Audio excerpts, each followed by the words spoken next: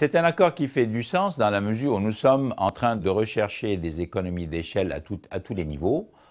Économie d'échelle dans le sens où nous sommes tous soumis à des contraintes d'investissement. En même temps, nous sommes obligés de développer des tas de technologies nouvelles, que ce soit sur les voitures électriques, les hybrides, développer des diesels et renforcer la performance des diesels, les moteurs à essence.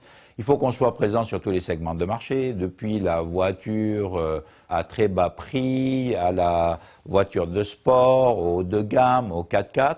Il faut qu'on soit présent sur tous les pays émergents, la Chine, la Russie, l'Inde, le Moyen-Orient, l'Amérique du Sud. Et donc, on ne peut pas tout faire tout seul. Donc, il faut de plus en plus avoir des partenaires avec lesquels on partage, ce qui nous permet de bénéficier de toutes ces technologies, de tous ces produits, d'être présents partout en se partageant la tâche. Donc, Renault-Nissan avait déjà un niveau d'échelle très important, plus de 6 millions de voitures, c'est bien, mais le fait que maintenant Daimler travaille avec nous va nous donner encore plus la possibilité d'aller plus loin, d'être présent, d'être compétitif.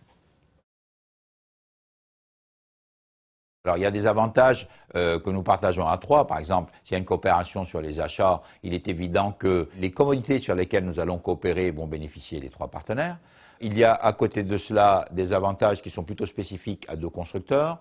La prochaine Twingo va être faite sur la même plateforme que la Smart, donc ça va surtout bénéficier Daimler et Renault. D'un autre côté, il y a une coopération spécifique Daimler Infiniti, avec notamment des moteurs Daimler diesel qui vont aller sur des voitures Infiniti. Ça va plutôt bénéficier Daimler et Nissan. Donc, nous avons beaucoup de collaborations en commun, nous avons aussi des collaborations spécifiques. Ce qui est très important, c'est que la somme de ces collaborations va représenter un impact très très positif sur les résultats de chacun des constructeurs. Les mêmes ingrédients qui ont fait le succès de Renault-Nissan vont être à la base du succès de la coopération avec Daimler. Même si la nature des relations n'est pas la même. Renault-Nissan est une alliance, alors qu'avec Daimler, c'est plutôt une coopération stratégique.